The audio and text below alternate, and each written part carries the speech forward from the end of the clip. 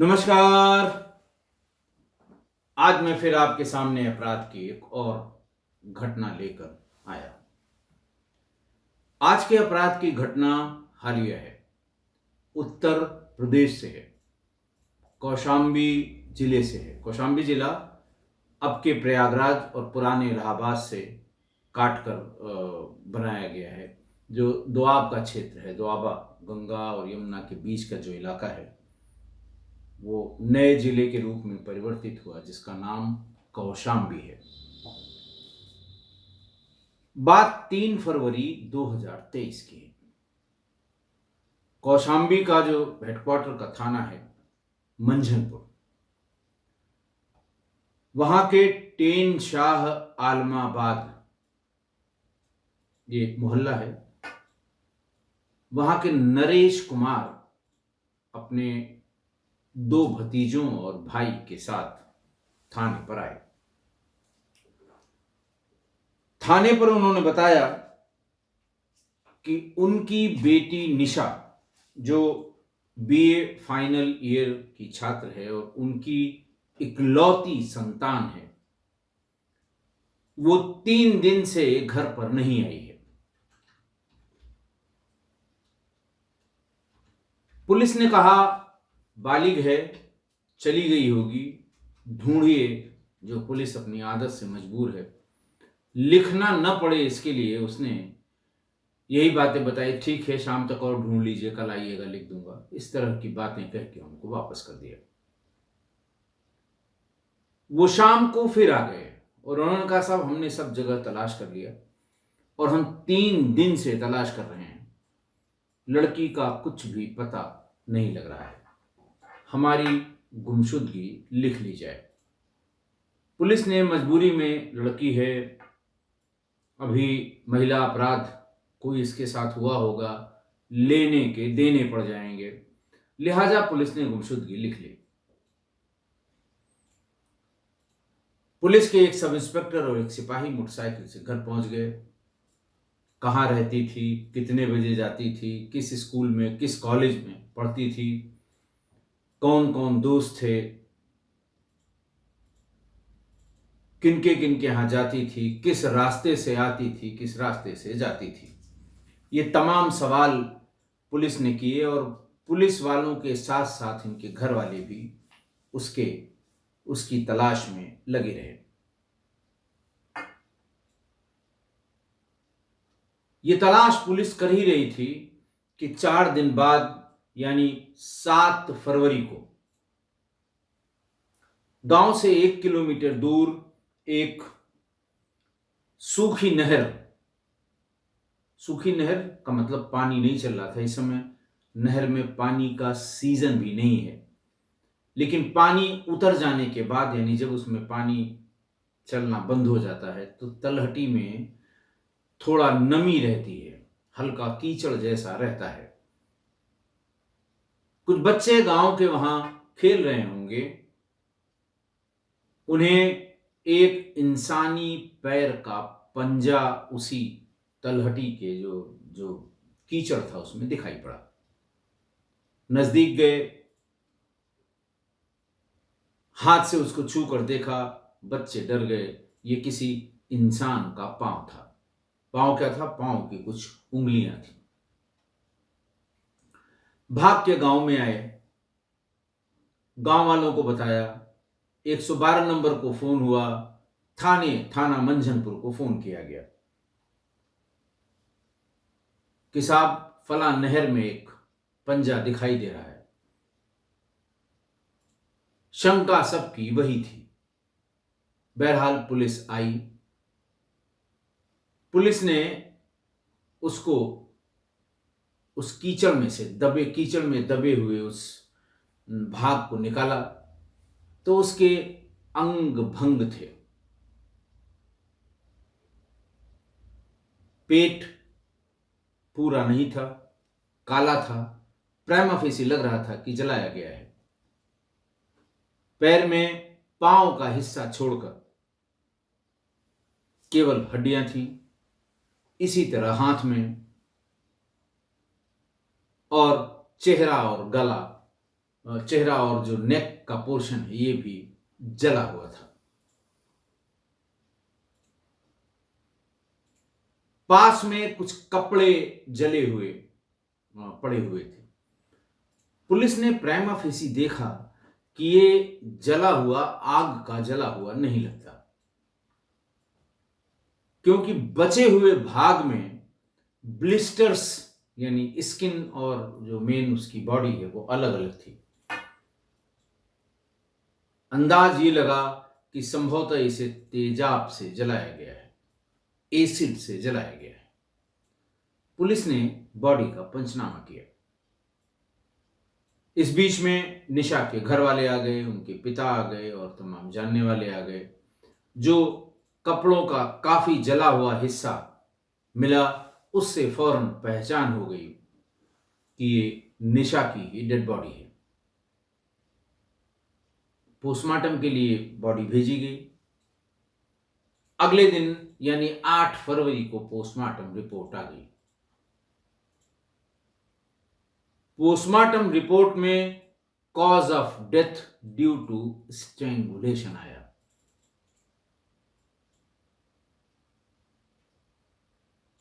वो इसलिए आया कि लैरिंग्स जो है, जो ये स्वर नलिका जिसको कहते हैं, विंड पाइप जिसे कहते हैं, इसके कार्टिलेज बोन्स टूटी हुई थी। क्योंकि बॉडी में कुछ नहीं था कि कोई मार्क ऑफ लिगेचर दिखाई पड़े उसमें, कोई नीलगू निशान दिखाई पड़े उसमें, कुछ नहीं था। सिर्फ लैरिंग्स के हड्डियों के टूटने से डॉक्टर्स ने एक्सपर्ट ओपिनियन बताई कि कॉज ऑफ डेथ स्ट्रैंगुलेशन है। हालांकि पेट का तमाम हिस्सा, मोर देन 50% हिस्सा जला हुआ था, लेकिन फिर भी डॉक्टर्स ने उसमें फीटस डिटेक्ट किया और उसकी उम्र करीब 40 दिन बताई, 1 महीने से थोड़ा ज्यादा।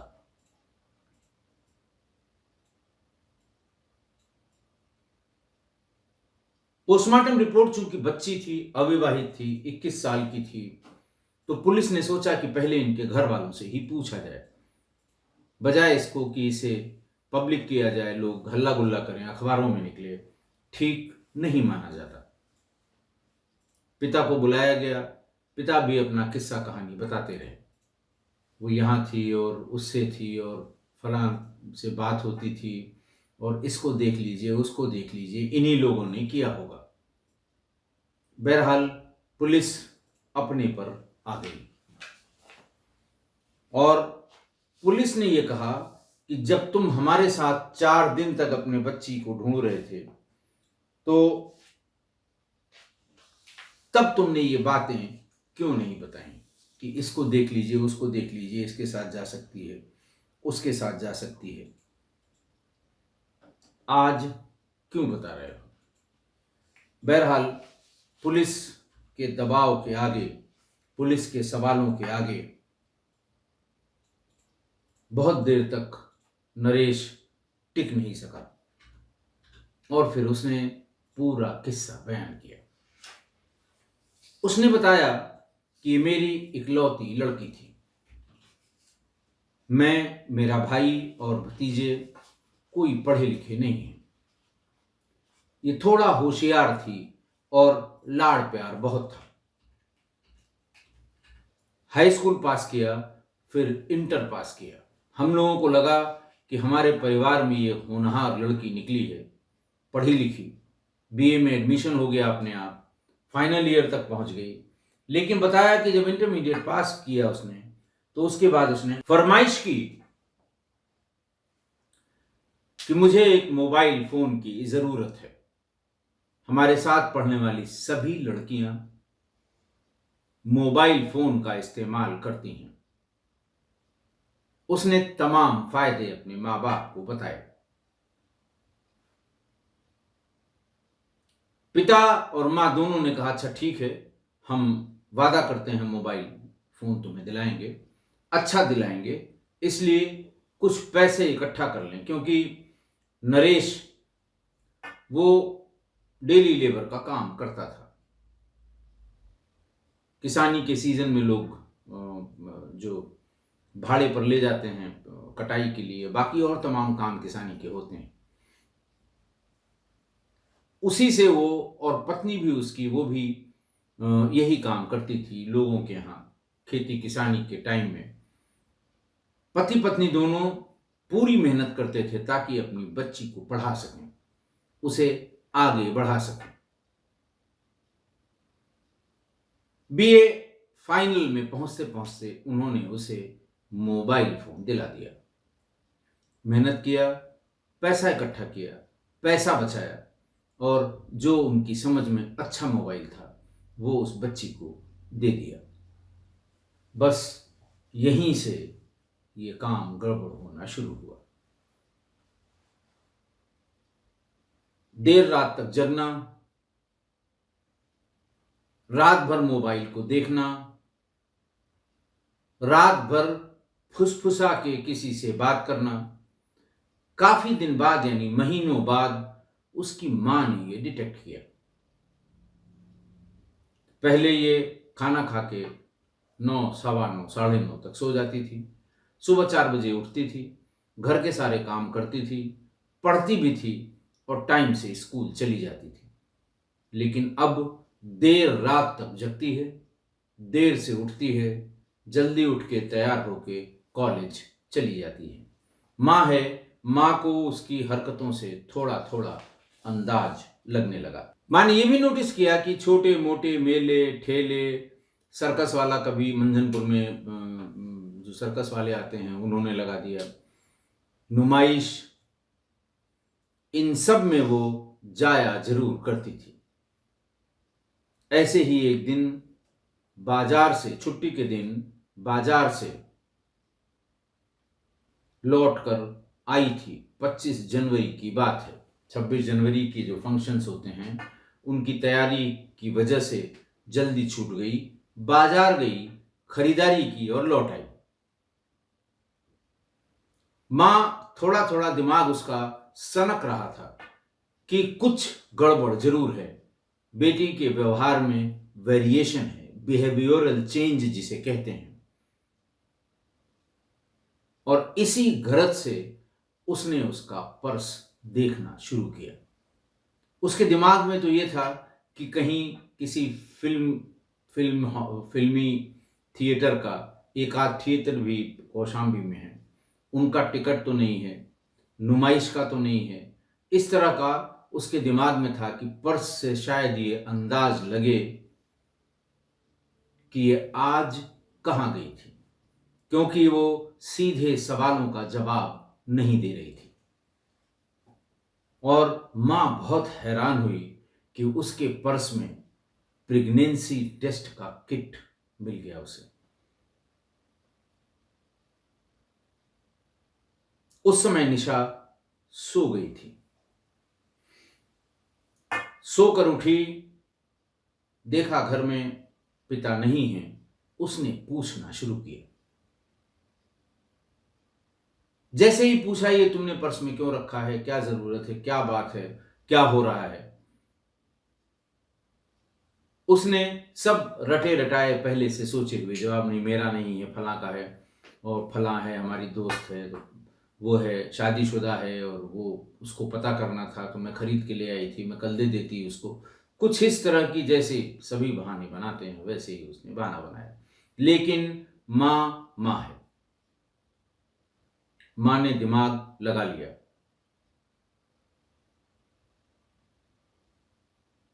उसी दिन से माँ सतर्क हो गई।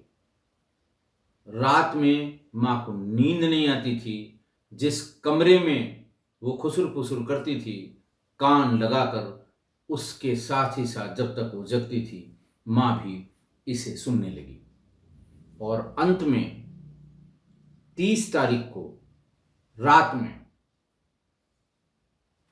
दरवाजा खोलकर वो भीतर चली गई, जब वो किसी लड़के से ऐसी कुछ बातें कर रही थी जो आपत्तिजनक थी। मां नाराज हुई और कहा कि तुम अभी बताओ कि तुम किससे बातें कर रही हो इस समय रात में 2 बजे। फिर वो इधर उधर की बातें करने लगी। माँ ने बताया कि तुम जिन जिन से बात करती हो पिछले 4-5 दिनों में मैंने नोटिस किया है, उनके ये नाम तुम लेती हो। ये कौन लोग हैं, कहाँ के हैं? उसने कहा नहीं नहीं, वो आपने गलत सुना है, और फलाना है ढिकाना है, मैं कोर्स के बारे में बात कर रही थी, मैं नोट्स के बारे में बात कर रही थी, कल के क्लास के बारे में बात कर रही थी। जैसा सब करती हैं लड़कियां, वैसा ही माँ बाप को बेवकूफ बनाने के लिए तमाम बातें उसने बता दी।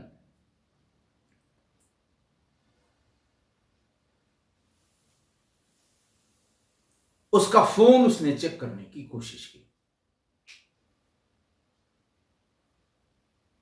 जितना वो जानती थी उस हिसाब से उसने जब चेक करना शुरू किया तो एक फोटोग्राफ कम कपड़ों में घर में खींची हुई निशा की उसे मिल गई। तब तक उसके, जैसे कहते हैं, सब्र का बांध टूट पड़ा मां का। पिता जैसे ही शाम को आया, बात यह है 31 जनवरी 2023 की, पिता को पूरी बात बताई। प्रेगनेंसी किट से लेके कितने लोगों से बातचीत और एक फोटोग्राफ। पिता ने कहा कि पहले उससे पूछ लेते हैं, अगर कोई अपनी जात बिरादरी का निकला तो शादी कर देंगे, नहीं मान रही है तो, लेकिन पहले पूरी बात पूछ ली जाए। खाना वाना खाने के बाद दोनों को उन्होंने, पति पत्नी ने, बेटी को यानी निशा को अपने कमरे में बुलाया। मां ने बात शुरू की कि अब तुम्हें सही सही बताना पड़ेगा कि किसका पाप तुम्हारे पेट में पल रहा है। चूंकि मां एक हफ्ते से कुछ न कुछ पूछ रही थी, तो वो भी हर तरह के जवाब देने को तैयार थी। फिर उसने इसी तरह की बातें शुरू की कि बिना बात के शक करती हो, फलाना है ढिकाना है, पढ़ने जाते हैं, हम पढ़ते हैं, 10 लोग मिलेंगे, खाली लड़कियों की पढ़ाई थोड़ी होती है, लड़के भी पढ़ते हैं, टीचर भी हमारा मेल है, मतलब पुरुष है, किस पे शक करोगी। इस तरह के तमाम जो बहस मोबाइल सा माँ और बेटी के बीच में होता है, वो शुरू हुआ। पिता ने कहा, बहुत रात नहीं हुई है, मेरे साथ तुमको अभी अस्पताल चलना होगा, तैयार हो जाओ, हम अस्पताल चलते हैं, वहां तय हो जाएगा कि किसी का पाप तुम्हारे पेट में है या नहीं है। हाथ पकड़ा और कहा कि अभी चलो। तब जैसा कि बाप ने अपने बयान में बताया, नरेश ने, वो सकपका गई, डर भी गई और सहम भी गई। पिता का हाथ छुड़ाकर वो अपने कमरे की तरफ भागी। मां बाप उसके पीछे पीछे दौड़े, दरवाजा बंद किया और कहा कि अब भी टाइम है, बता दो। लेकिन वो टस से मस नहीं हुई, बस अब जवाब देना बंद कर दिया, सिर्फ चुप थी। मां ने उसको बिस्तर पर ढकेल दिया, धक्का दे दिया और उसके सीने पर सवार हो गई। बाप ने उसका गला बुरी तरह से कस दिया उसके दुपट्टे से, और जब इंश्योर कर लिया कि अब ये मर चुकी है, तो नरेश ने अपने 2 छोटे भाइयों को फोन करके बुलाया और कहा कि बहुत इमरजेंसी है, तुरंत चले आओ। दोनों आ गए और उनसे कहा कि ऐसी ऐसी बात हुई थी और हम लोगों के पास इसके सिवा कोई चारा नहीं था, नहीं हम कहीं मोहल्ले में रह नहीं सकते थे, किसी को मुंह दिखाने काबिल नहीं छोड़ा था इसने। अगर ये बात कहीं बाहर पता लग जाती, हमने अपना काम कर दिया, इसको ऐसी जगह फेंक कर आओ कि किसी को पता न लगे। दोनों भाइयों ने कहा ठीक, हम ले जाते हैं जंगल की तरफ, वहां इसे जला देते हैं।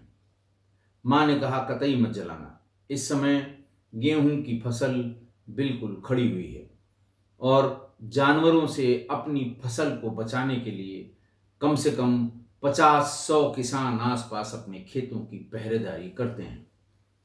आग जलती हुई देखेंगे, वो आएंगे जरूर, सबको पता लग जाएगा।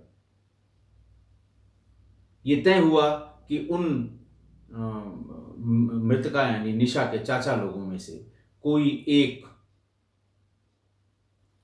सुनारों के यहां तेजाब की सप्लाई का काम करता था। तेजाब उसके घर में था। उसने कहा कि ये एसिड मैं ले आता हूं। मां बाप ने ये इंसिस्ट किया कि पहले इसके पेट को अच्छी तरह जला देना, फिर चेहरे को जला देना और कोशिश करना इसे गाड़ देना, किसी को पता ही न लगे। पेट को एसिड से जलाने का मकसद था कि उसका जो एम्ब्रियो है, जो भ्रूण है यानी जो बच्चा है, वो जरूर नष्ट हो जाए, क्योंकि उसने बताया भी कि अगर पुलिस ने पकड़ लिया और पोस्टमार्टम में ये आ गया, तब भी हम किसी को मुंह दिखाने के काबिल नहीं रहेंगे। अपनी मोटरसाइकिल पर चादर में लपेटकर उस डेड बॉडी को लेकर निशा के दोनों चाचा नहर के पास पहुंचे। पहले तो उन्होंने सोचा कि इसको नहर में ही खोद के गाड़ देंगे। नहर का चूंकि पानी बंद था, नीचे की मिट्टी दलदल थी, गीली थी, आसानी से हाथ से उसको हटा के उसमें छिपाया जा सकता था। लेकिन उसने कहा कि चूंकि ताई ने, चाची ने यानी निशा के मां ने यह कहा है कि पेट का हिस्सा जरूर जला देना, अपने साथ वो एसिड ले गए थे। उन्होंने एसिड से पहले पूरे पेट का हिस्सा जलाया, फिर चेहरा जलाया, फिर केन को, एसिड के केन को खाली करने के लिए पूरे शरीर में एसिड डाल दिया। थोड़ी देर में उसके फ्यूम्स आने बंद हो गए और दोनों ने यानी दोनों चाचा लोगों ने मृतका निशा के पैरों से उस गीली मिट्टी को हटाकर उसमें उसे ढकेल दिया और उसके ऊपर फिर चढ़ गए और हाथ से मिट्टी उस पर ढक दी। काफी गीली मिट्टी थी। ये देख लिया कि कुछ भी इसमें बाहर दिखाई देने काबिल नहीं है। घर आए, नहाया धोया, मिट्टी साफ की और बताया कि बहुत सफाई से किया गया है काम, कुछ भी किसी को पता नहीं लगेगा। मिट्टी गीली है, दिन में धूप बहुत तेज होती है। अव्वल तो ये धूप में अगर सूख गई तो कभी पता नहीं लगेगा, दूसरा ये सड़ेगी नहीं, इसलिए दुर्गंध नहीं आएगी, क्योंकि मौसम में अभी ठंडक है।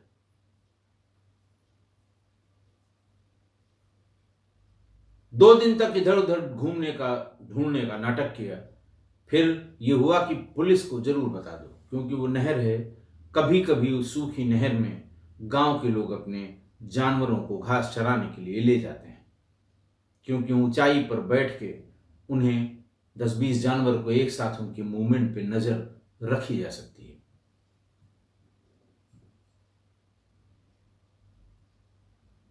3 तारीख को बिल्कुल प्लान करके वो थाने पर पहुंचे कि साहब गुमशुदगी लिख दीजिए, मिल नहीं रही है।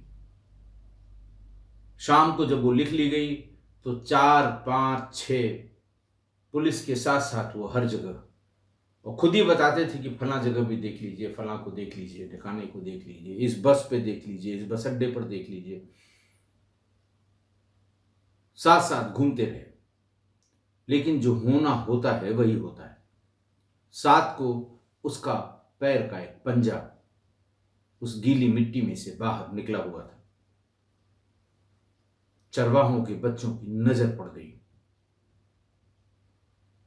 और उसके बाद पूरा का पूरा जो पाप था वो खुल गया। जिस एम्ब्रियो, जिस पेट, जिस बच्चे को बचाने के लिए कि किसी को पता न लगे, उसका जिक्र पोस्टमार्टम रिपोर्ट में ही आ गया। आज की घटना, आज फिर घटना की जड़ मोबाइल ने एक लड़की की जान ले ली। 21 साल की लड़की, अविवाहित बच्ची।